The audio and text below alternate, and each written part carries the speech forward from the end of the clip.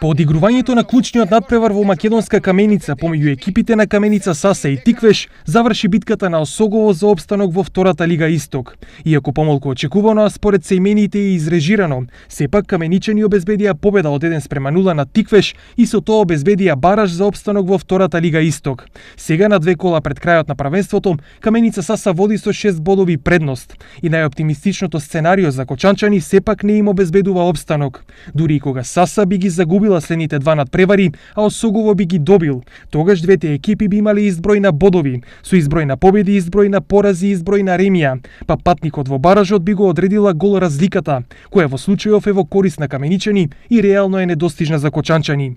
Осогово помина тежок пат до влезот во втората лига, откако поранешната локална власт најпрво одбиваше да му обезбеди средства за котизација, а и по обезбедувањето кочанчани во втората лига влегоа речиси без пари.